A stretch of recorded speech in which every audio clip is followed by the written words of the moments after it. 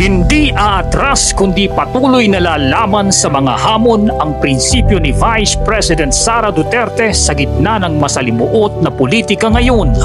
Kasabay nito ang pagtataas ng moral ng mga taong bumubuo sa kanyang tanggapan upang itaguyod ang buong pusong paglilingkod sa bayan. Hindi madali ang maging empleyado ngayon ng Office of the Vice President.